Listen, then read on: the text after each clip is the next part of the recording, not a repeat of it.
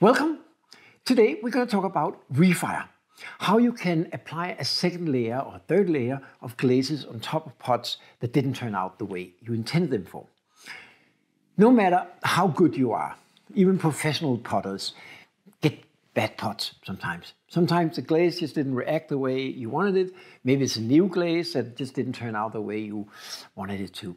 No matter what, you're going to end up with pots that are not perfect. Instead of throwing them out, you can actually reglaze. You can add a different layer or the same layer of glaze and sometimes even make them much more interesting. This is a good example of a pot I did first with a blue glaze. It was kind of dull, it was not so interesting. Then I added a second layer of white glaze and fired it again. And now look, I think that's really beautiful. And then I actually decided to go even further and add a third layer of gold luster. Very expensive, but also stretches a long way. So I added this little bit of gold on the top, and now look, it really shines. So a pot that I was almost ready to throw out because it was just not turning out the way I wanted it, is now a beautiful pot, and actually sold really quickly after I added that gold. So there is some challenges when you want to reglaze, and in the video today I'm going to talk about how you can combat that and how you can make glaze stick on top of glaze and how you can refire it and some of those challenges. And I'm going to show you some results of that. Welcome.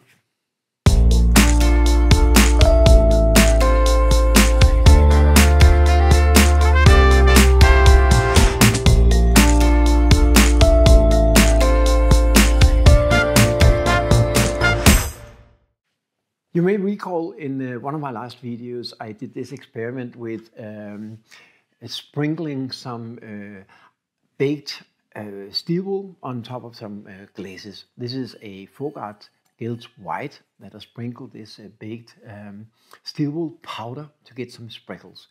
It wasn't completely a failure. I mean, some of them turned out okay, and this is not bad, but just not as good as I wanted. And especially the ones where I tried with my floating blue, which is usually a deep and beautiful blue.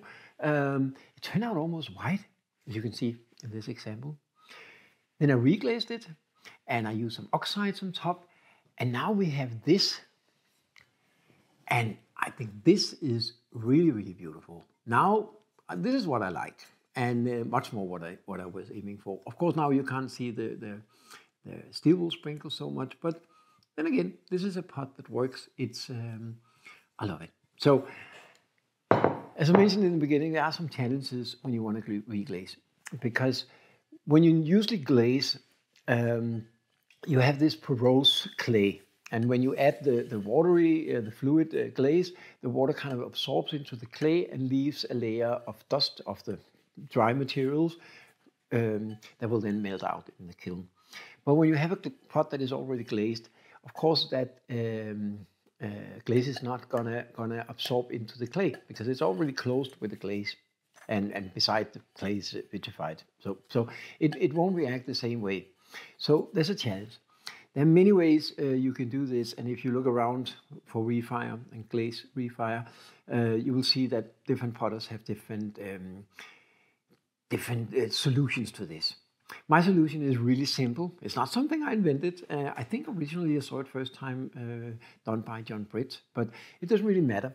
The way that I do it is that I dip it or pour the glaze on first without being too concerned about how well it actually covers everything. And then I dry it. I dry it usually, you can just let it stay there, but it could take 24 hours or something before it dries because it needs to air dry. It doesn't absorb into the clay. What I do is I use a heat gun and I dry it until it's completely dry. And by then you have a even thin layer of glaze that kind of builds a base for working on. The next step is then I usually give it another dip. I like to dip these kind of pots. I made a foot, not only for that, but it makes it easy to dip. and may add some brush paints and some oxides and stuff, and build up a layer of the glaze, and then I refire it. So let's go ahead in my workshop and see how I do that. I'm going to start in my basement, where I have all my glazes and the pots that I want to reglaze. These ones I made in one of my last videos, where I was experimenting with some baked steel wool. So it became this steel wool powder, and I sprinkled it on top of a couple of different glazes. Some of them turned out beautiful, some of them did not. If you look at this one, for example, it looks beautiful in here, but on the edges it kind of crawled and didn't cover completely. And the strangest thing, this is actually a floating blue. And in case you don't know that glaze, it's supposed to be beautiful blue. And of course, let's look very whitish. And because of the failure inside and not turning sort of dull on the outside, I want to reglaze this. However, I want to try and keep this in here in the bottom. So I'm just going to reglaze the inside and the outside and see if that's enough. I also did some with folk art white gilt. It's a beautiful glaze. The sprinkles inside is not so interesting. And I actually like floating blue better on this kind of fluted or facet bowl, because it just creates very nice variations. So I want to do that with my floating blue as well. And the same thing goes for this. I also made some smaller bowls like this. And I really like this one. Not glazed on the outside. It's got a really beautiful gray speckled clay. Looks really nice. Some people hate touching clay like that. I like it, but that's a matter of taste. But the inside didn't turn out quite as I expected. The iron powder, the baked steel wool, kind of got too thick some places, and actually it made it. I don't know. You probably can't see it, but I think you can almost hear it. It's like these little, I don't know. It's just sticking out a little bit. I don't know what you call it actually, but it's not so nice. So what I will do first is I will just grind it a little bit.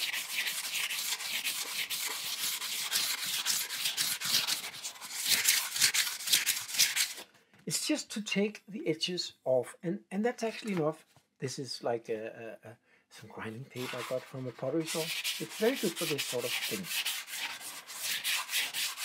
It's actually very little, and now it feels better. So that's the first step. I already done it on the other pots. I think this one could use a little bit more. So now it feels better. Yeah, this is, maybe it won't be perfect, but I think it will be better. So that was the first step. Now, as I said before, reglazing has its difficulties. There are two things. First of all, getting it to stick and getting it to dry. So in order to get it to stick, it's important that it's super clean. So even the smallest finger marks, fat, something, of course, dust is a problem. But to make sure that they're completely clean, what I use is a little bit of, this is just some windows cleaner. I guess you would also use some pure alcohol. So I'm just gonna, let me see if I can open it up. I'm just gonna spray a little bit on this, the inside and the outside, and use a clean towel and just wiping it, making sure that I leave it dry and without any traces of any finger marks or anything, because that's going to make it more difficult for the glaze to stick. So, and now of course be careful not to touch it, at least where you want to put the glaze. So in this case I have the foot to hold on to. So now it's dust free and grease free. I'll just put this down. I'm going to do the same thing to the other ones.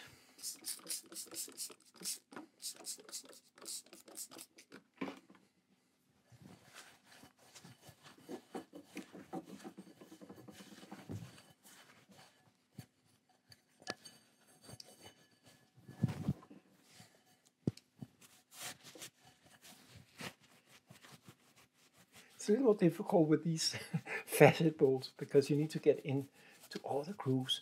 Don't leave any of this this alcohol or cleaner in there because that's gonna make it impossible for the glaze to stick as well. It dries really, really quickly. One thing, of course, is that I dried off, but it is alcohol based, so it's vaporize really quickly. I'm going to do this one too.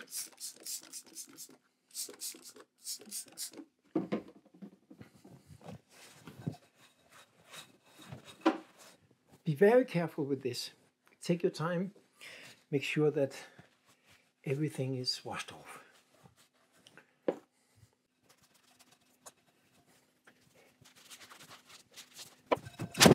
That's it. I'm also going to do the little bowls, but it's the same procedure, so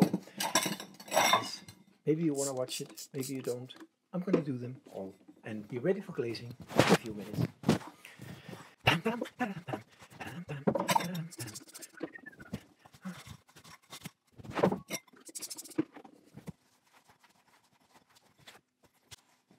Now I made the mistake that after I cleaned it, I took it like this. That's not a good idea, because then you're going to leave finger marks again.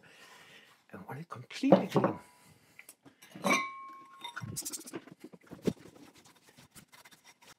And maybe you think your fingers are not greasy, but trust me, they are.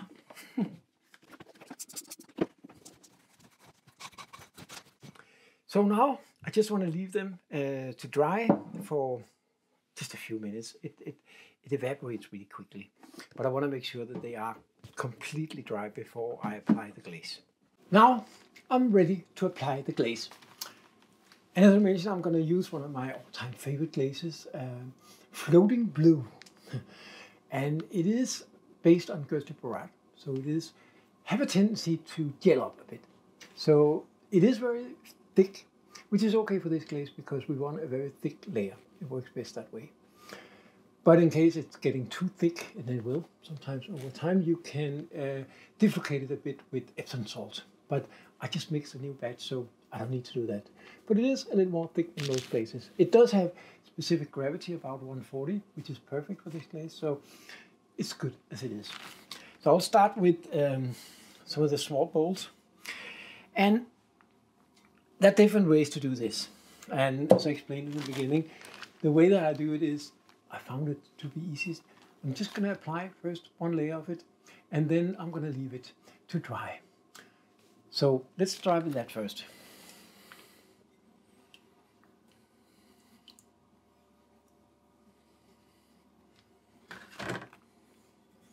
Just going to float it around the inside.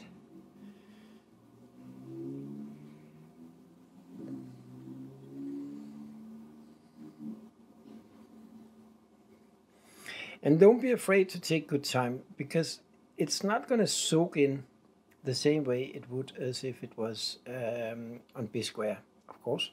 So take your time and get it all the way around.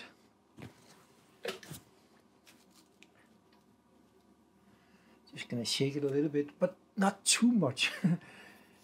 And now you can see it actually have sort of a nice even layer. I am going to remove the glaze on the outside right now because I don't want these ones to be glazed outside. And it's very easy because it is already vitrified. So that's it. For these particular balls, I also want the edge. So I'm not sure if I can actually dip this because I can't hold on to it. I think I will actually just use a brush to take that little piece or that edge. So let me see how that works.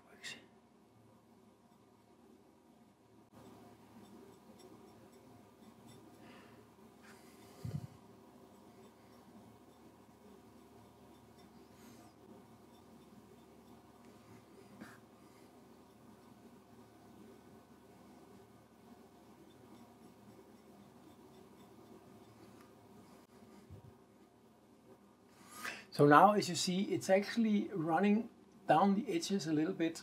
I don't know if you can see it here, but it's kind of losing its grip, so to speak, on the clay, which is very logical. But don't panic about that. As soon as we have this completely dried, it will be much easier to apply the second layer.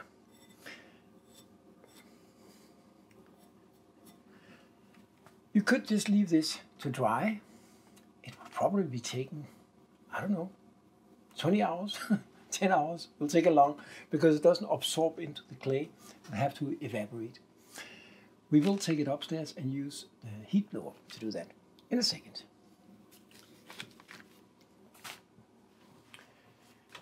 Let's try with one of the bigger bowls here. And now, of course, I touched the edge, which I was not supposed to do. So just to be sure, I'm gonna wipe it off. And I'm gonna fill it up, turn it around. And for this one, we don't need to be as careful because it also has to be applied on the outside. So I don't need to go as close to the edge, which is always tricky. So, like this.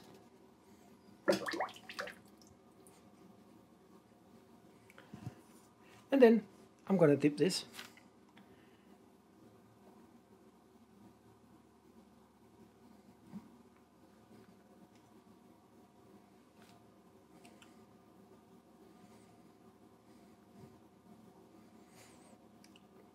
And normally I would shake it a lot to get rid of all the drips and stuff, but if you do that, it just runs off.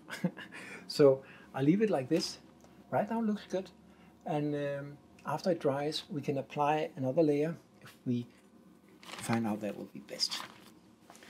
So let me try with this one.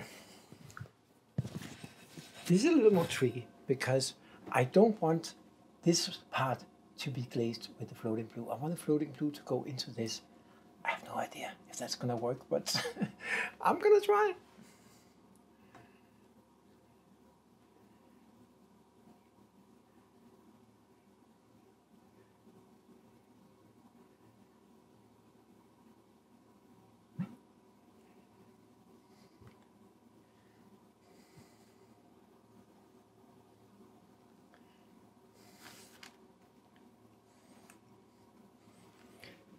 This actually looks really, really good so far. It's yeah, because that inner part is great, and I think with the floating blue on top of that, it may just turn out really, really well. But as you see here, this may be a finger mark. I don't know. I will try and mark up for it, make up for it. I'll just take a little bit of my brush.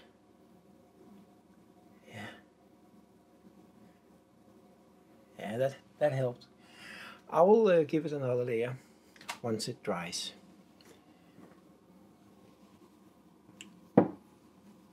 I'll be doing the rest of these pots, and then I'll show you how I dry them, and it's funny to see how that looks. So now I moved upstairs to my wheel, because it's much easier to dry them on the wheel so they're turning around. These pots are solid. It's a very solid construction with a bowl, so I can heat them pretty quickly.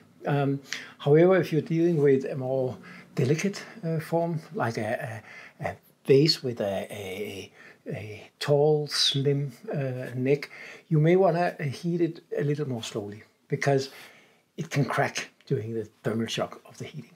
But for these ones, I can pretty much just go ahead and heat it. So I'll show you how to do that, and you'll see how it dries. It's actually quite interesting to see. Oh yeah, one thing.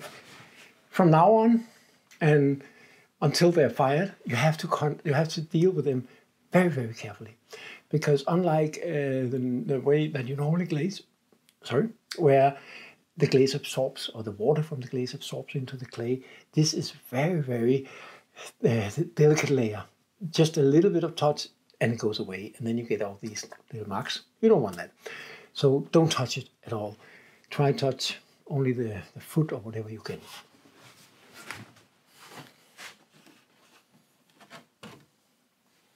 See? I'm only touching it down in the lower part where there's no glaze at all. I did get a little bit on my finger, and that's because it's dripping down here, and I will remove that in the end. But for now, I'm just interested in getting it to dry. It doesn't need to be completely centered. And I'm going to use a normal electric heat gun. Don't use gas for this. I don't know what happens if you start using flames.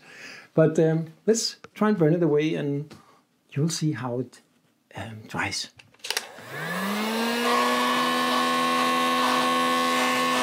Oh yeah, you should dry both on the outside and the inside, of course, because you have glaze both places, but also because you don't want any thermal shock. So do that.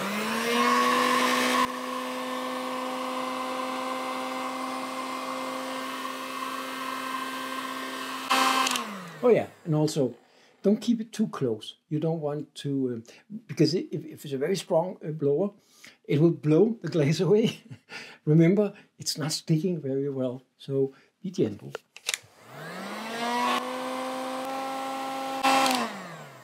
And don't be surprised of how long this can take. It does take a while, because again, nothing is absorbing. It needs to evaporate, so we're heating it slowly up to get the water out of the glaze. So we leave the powder, the dry material on the pot.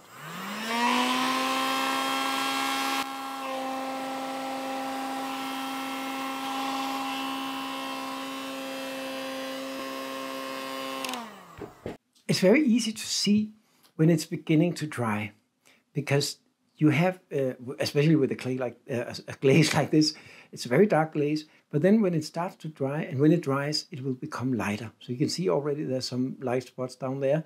That's not because it's extracting or there's no glaze. It's just because it's drying. So let's keep.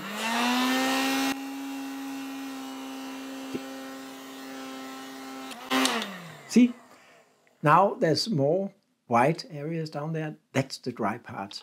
So it's not actually extracting from the pot. It's just drying.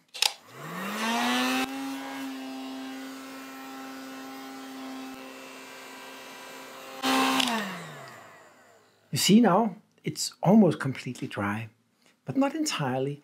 And I want you to continue until it's turned completely white or dry, or whatever way it looks with your glaze, because we want to add a second layer, at least to some of it.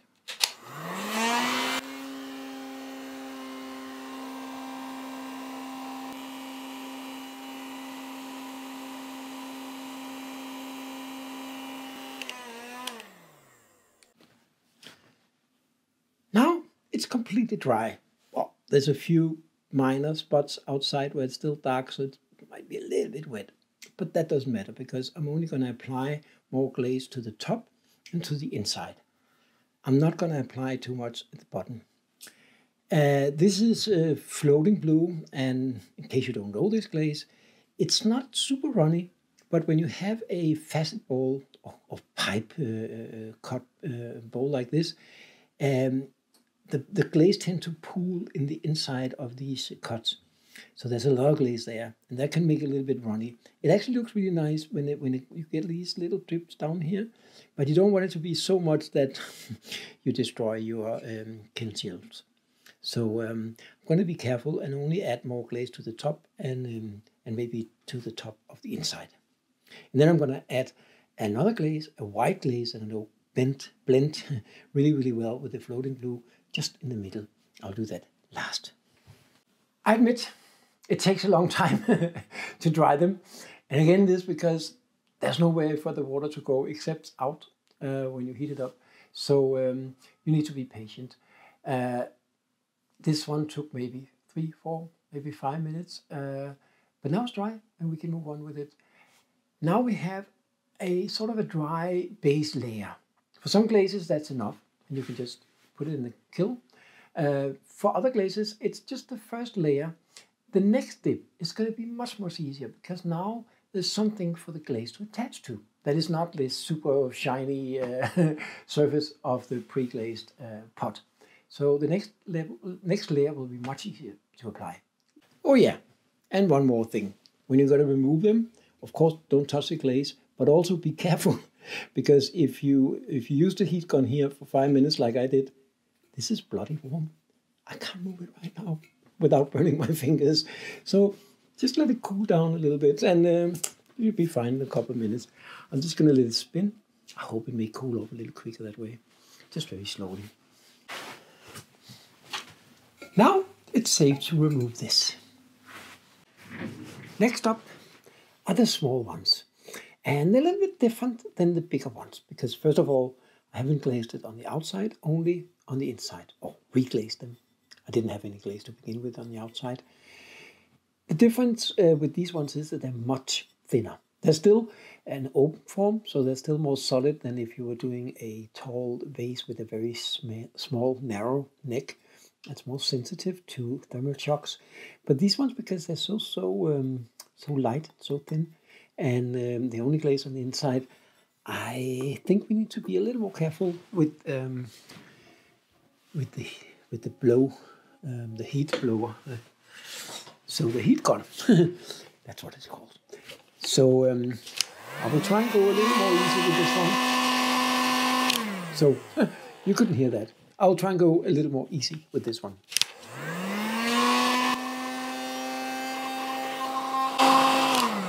And I will also heat it on the outside, because I'm a little bit afraid if I only heat on the inside, there could be a tension, and that could lead to breakage. So we don't want that.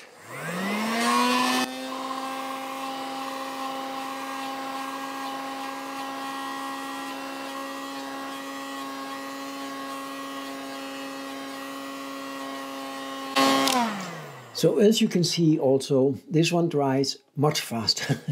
I don't think it's because there's a thinner layer. It's just a small surface, and it gets heated up quicker because it's so thin. So just a little bit more, and then it should be done.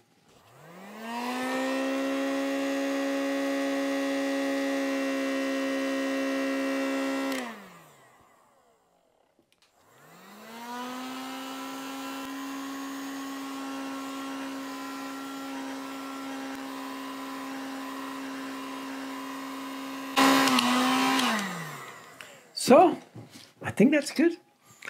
There's a little bit of dark areas, but the pot is warm now. So even though I will stop blowing the heat, it will still dry. And it's going to be a few minutes before I'm done with the other ones and apply the second layer of glaze. So that's good. But again, be careful when you remove it. Ow, for Satan. It's still very hot, just to let you know. It will heat up quicker, so I think that's why it dries up quicker. And it will also cool down quicker. I'm not sure how much it helps to rotate it, but I'm just thinking that it won't, absorb the heat to one point or something. And yeah, I think I can remove it now. So let's take another one. Gonna wait a little bit more. Be careful, you don't want to drop it. Now it's safe to remove. So let's do another one. I must admit that I had a break and I had dinner. So these ones actually been sitting here for a couple of hours. So they're already beginning to dry, but only at the rim. So they should be pretty fast to get completely dry.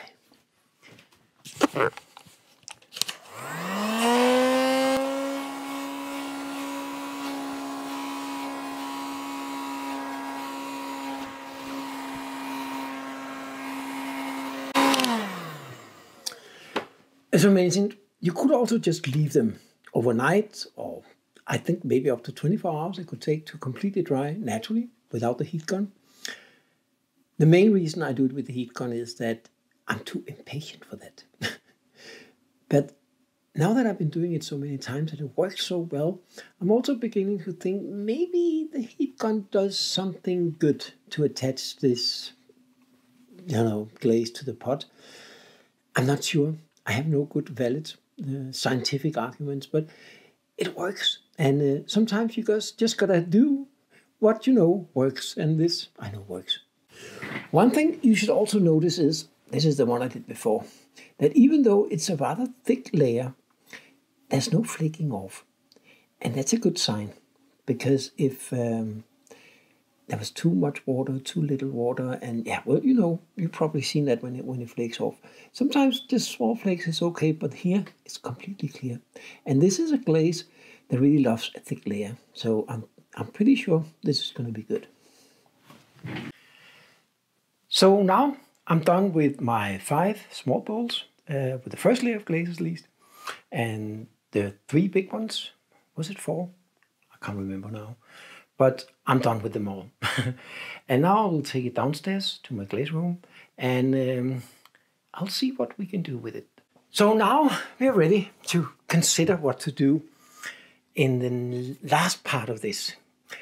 First, I want to check how the glazes turned out, and if there's a little bit here, I don't know if you can see it, there's a little bit of glaze missing on the rim, and I want to repair that. Also, there's still a few stains on the outside. I want to clean that before I do anything else. As always, whenever you use your glaze, even if it's just a few minutes ago, just give it a quick stir and be sure that there's nothing that has settled, and then the glaze is smooth and nice with no lumps or anything. This one is good. So now I just want to go over each of the pots and see if there's anything that could be improved a little bit. And there is on this one. I saw something on this side. Yeah, I think that's it.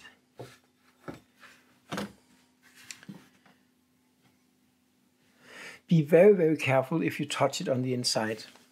If you can avoid it, that's better.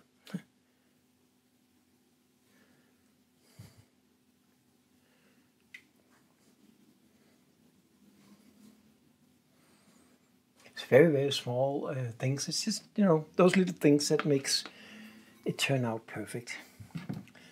This one is good. This one also need, I don't know if you can see, there's a little bit of glaze missing on this part of the rim. So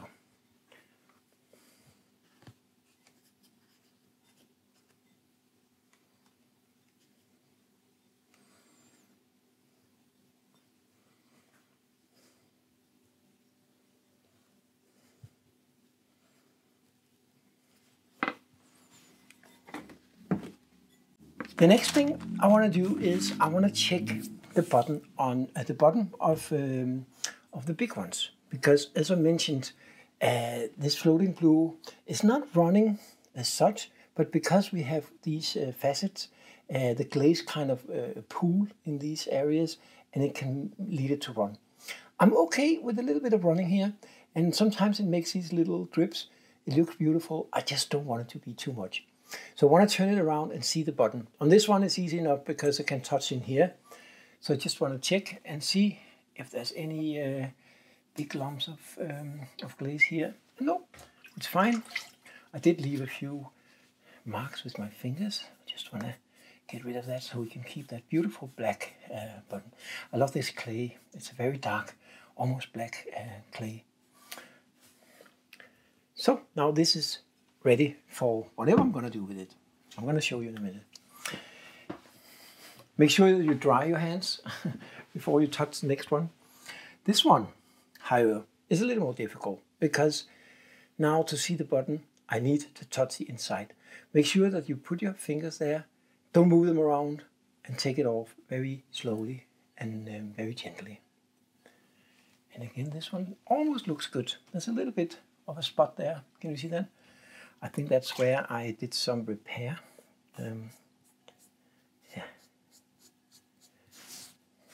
Just want to remove that. And again, my fingers. That's it. It was very little, but again, those little things that makes it perfect.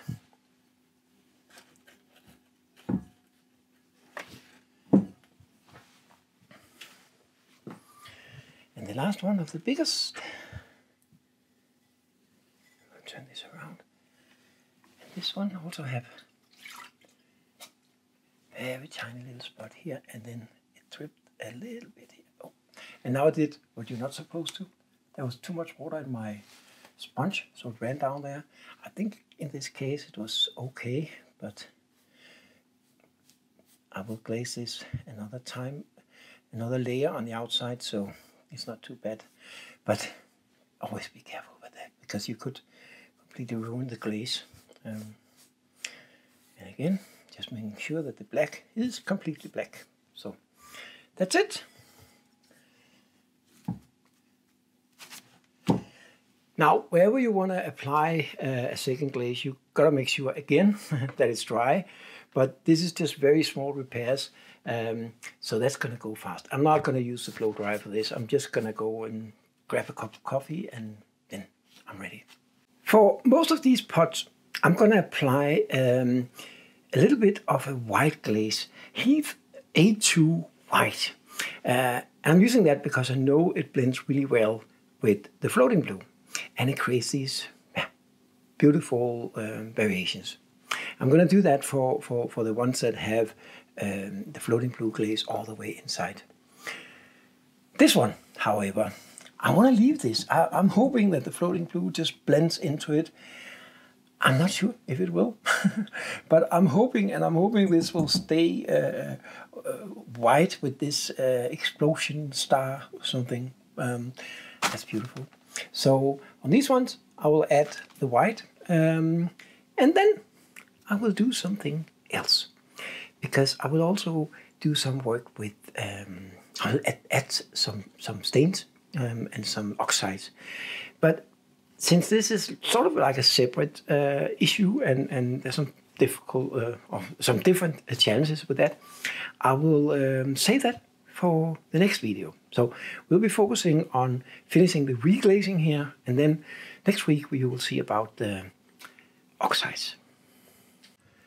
Before I add the white inside, I do want to give the bigger ones just one extra dip, because the floating blue can take so much. But I'm not going to dip it all the way down. I'm going to dip it so we get something on the inside, a little bit on the outside, and that should be enough to get the colors playing around. And of course, I just mixed up my glaze.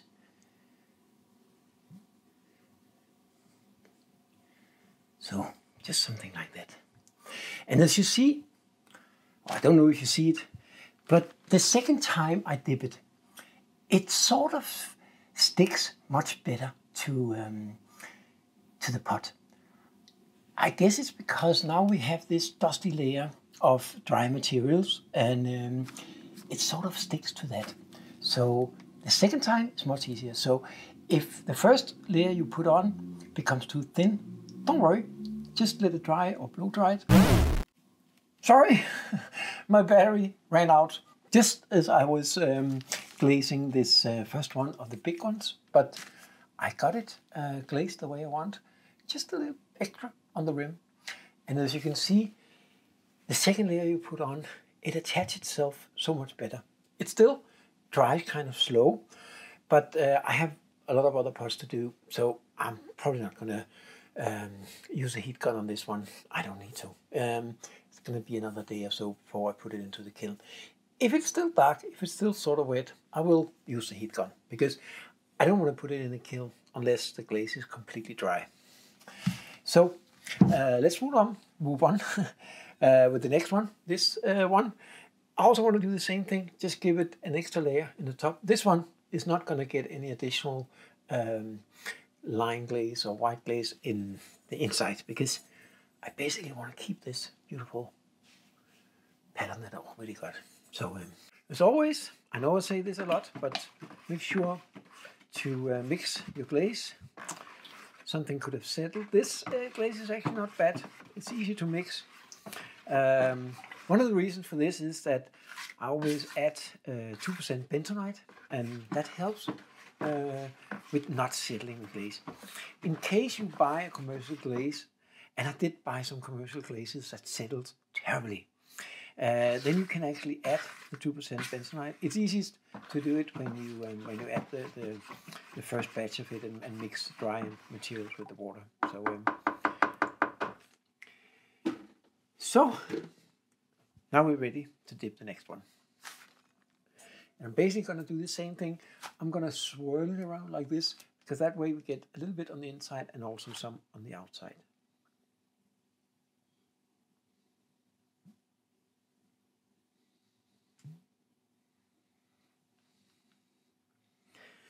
Now the tricky part with this is that because it's not absorbing really, it's very, very likely that it will run when I turn it around. So I'm just gonna hold it a little bit and make sure that there's, or at least try to make sure that there's no heavy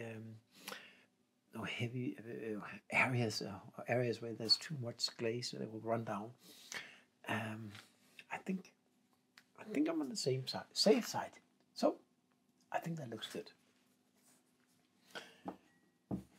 And now the last one of the big ones, basically the same. I'll go a little bit deeper with this one.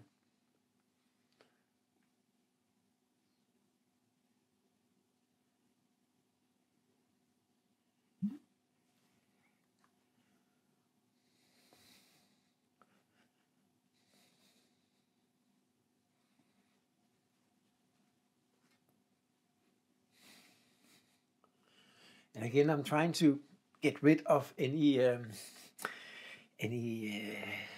places where there's too much glaze. I don't want it to run too much. I think this is going to be good. From my experience with this glaze, it will be good.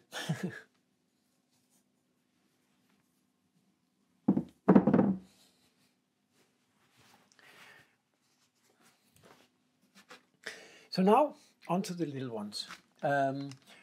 I don't think I will be adding more of the floating blue because I got a really good cover with this one. So for this, I will move on with the white glaze.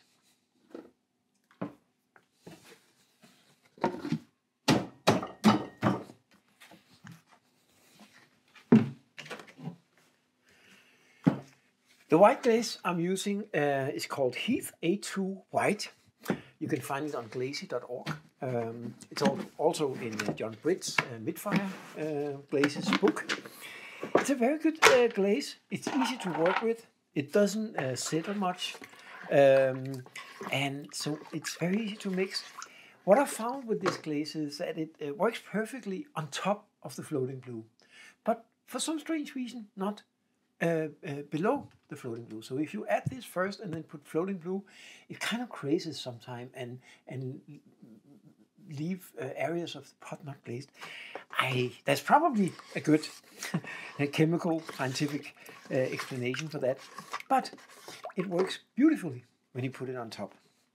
So there are different ways that you can apply this. As I said, also need to wash the outside, but I will do that after I'm completely finished with this.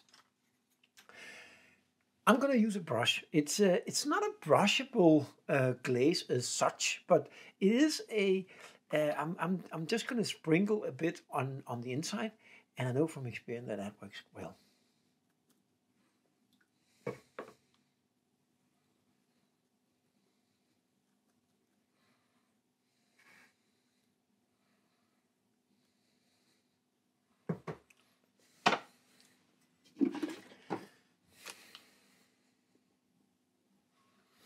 Actually, I found out something here.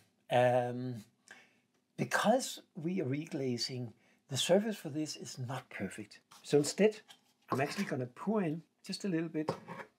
Just going to have this small container, put this in,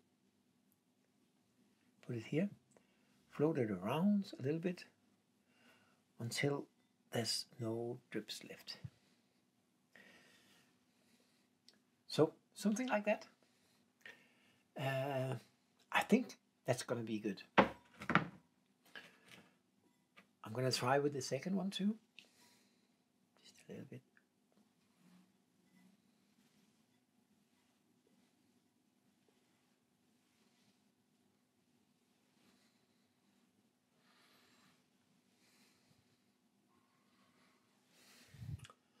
I hope that's going to work. I'm just going to do 3 of them with the white inside.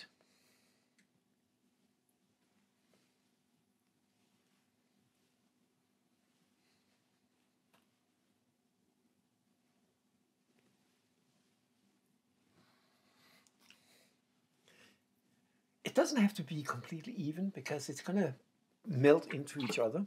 That's exactly what I want with this.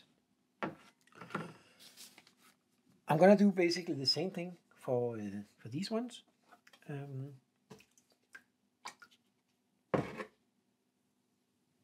And with this, you have to be careful.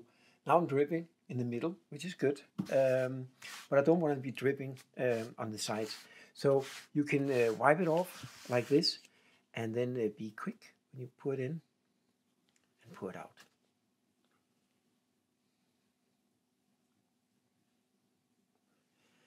And now you see I have these little spots here. I can just float it around with a pen or brush, it's called. I think that's going to be beautiful.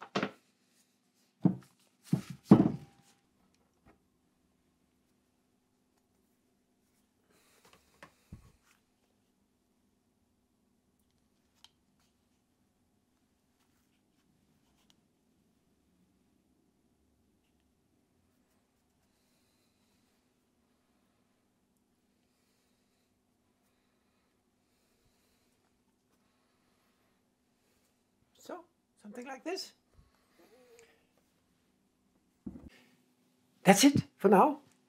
These ones are ready to fire as they are, with the one layer of the floating blue, a second layer on the top with the floating blue, and then the white glaze in the inside. I will have some more pots to do, and as I mentioned, I will also do some funny stuff with oxides, but I will put all that in a different video because that's sort of a bigger subject. So in a couple of days, these pots will be ready and I will show you the results. So now the kiln is loaded and I'm going to close it, and in a couple of days it should all be ready.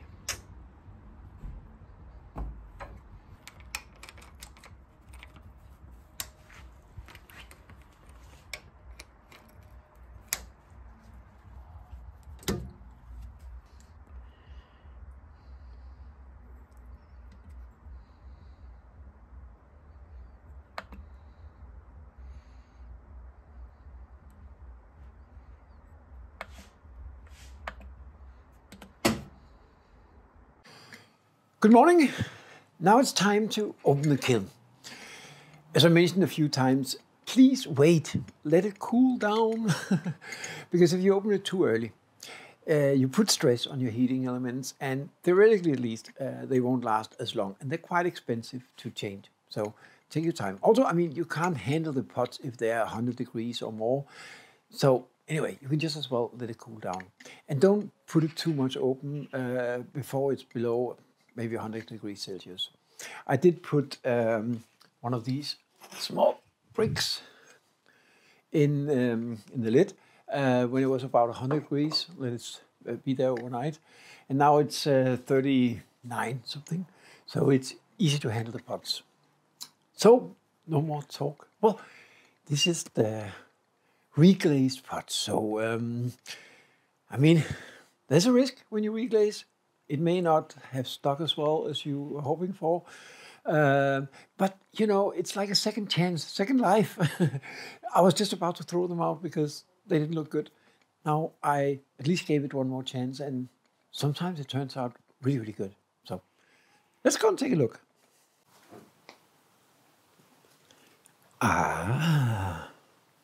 First, look, it looks interesting.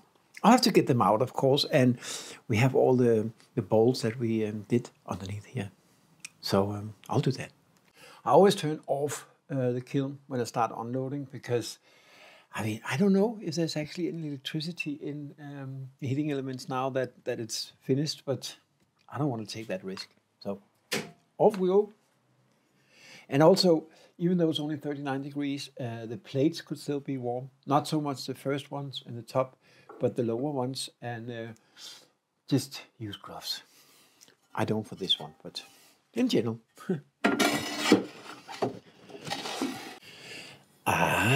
Look.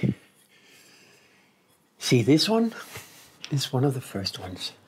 I think this is the one where no, this is This is with the white, I think, inside. But you see now, it's just so much more interesting. It was a little bit dull before. Now it lights up, and I'm very happy with this. And the button is still completely black. And yeah, it turned into something useful from something not very interesting.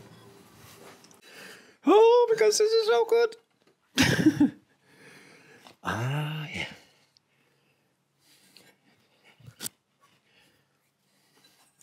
See, this is exactly what I was hoping for.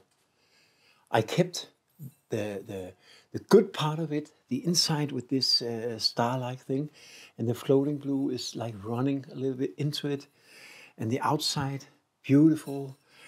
I mean, this is exactly what I was hoping for. And see, that's what I talked about. Sometimes you get these little drips, but it's not too much. I mean, it's just a little bit, and it's just adding to this this fluted or this facet side of it.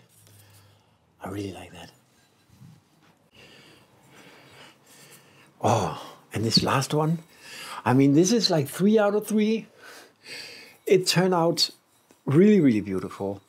It didn't jump off. It's just, well, this is beautiful. I'm very, very happy. And now for the small bowls. See, now it's a little dark here, so it's difficult to see, but it's actually really beautiful. At least now it's useful. We'll take a closer look when we get inside.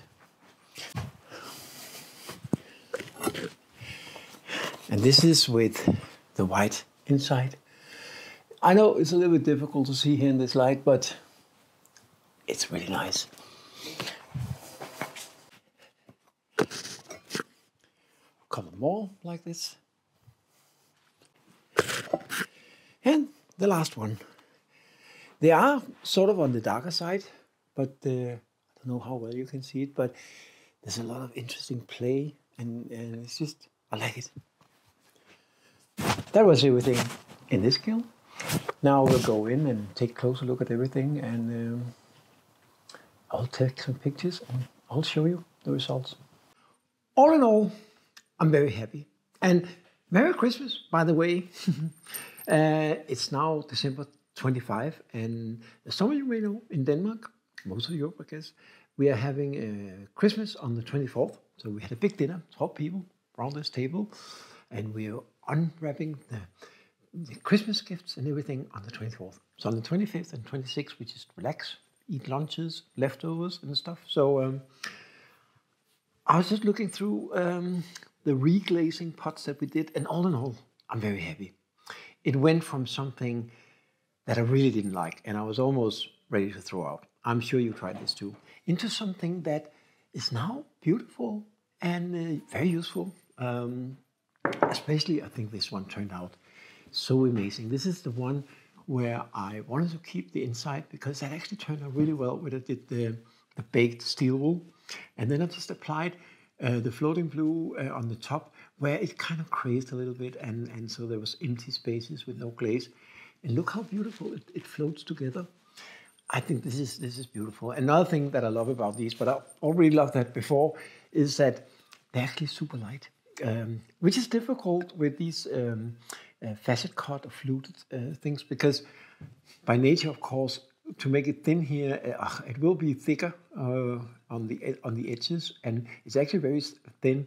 But they all in all have more clay, so they tend to be a little bit too heavy. But this one is super light and nice, and I think this is a perfectly good example of something that was almost ready to be trashed, and now it's a really, really beautiful pot. Also, the smaller ones, actually also the other ones here, I think turned out nice. A little bit more on the dark side, and that's the thing about floating blue. And I can actually show it to you on the smaller pots. This is also good. I mean, it's much better than what it was. First of all, remember there was this little sticky part of the steel or baked steel wool inside, so it didn't feel so nice. I grinded it a little bit and then glazed on top of it. Now it's super smooth. There's no artifacts or cracking things, or you know, it just feels really nice. That's a good thing. But also, I mean, look, it did turn out on the darker side. I mean, I like it. And I mean, it's much more beautiful now than it was before. But that's a tricky thing about the floating blue. It goes from, I mean, if you hit the right spot, it's super blue and beautiful blue. If it becomes very thick, it becomes whiter. And if it becomes too thin, it becomes brown, purplish, and that's what probably happened with this one. Because, I mean, even though, remember when I applied it, I just shaked it around, it looked like it was a good thick layer. But apparently, judging from this, the layer was actually not that thick. So maybe I should have applied another layer. So, you know, did it 2 times, so dry it, and then the next layer will stick better to the dry glaze. But then again, I like it. If I didn't like it, I could glaze it again. There's really, I didn't, there probably is a limitation somewhere, I don't know. I reglazed pots 2-3 times. It worked great. So if I wanted to lighten this up, I could apply just a thin layer of the white glaze that I know flows really well into this, and then it would be much more like this. But I think I'm just going to keep it like this. The ones where I put white in the middle, I think that turned out really beautiful. I don't mind that it's dark on the edges when it lights so much up in the middle. And again, it's super smooth and nice. So again, these ones went from something that I didn't like too much to something I really love. And these ones, this is I started using this clay not so long ago. It's a very groggy clay with some lava spots in it. But I can throw it so super light, and these balls like super light. Only a few hundred grams, which I think for bowls like you hold in your hand and you eat from, is really nice that it's light. So I think all of these turned out really well, and I'm happy. So that's basically it, what I have for today. I have taken some studio photos, and I mean, on video, it's always difficult to see the right colors and details. So I took some photos in my studio, and I will show them in the end of this video. But if you like this, I hope that you will subscribe. And if you have something, question, or just a comment, please add a comment and share if you have friends that can benefit from this video. And next Sunday, I'm going to have a sort of a follow-up to this video. It was actually made in parallel with this, where I go a little more crazy on some of the pots with oxides. And I'll show you how that can look. So once again, Merry Christmas, and I hope to see you soon again.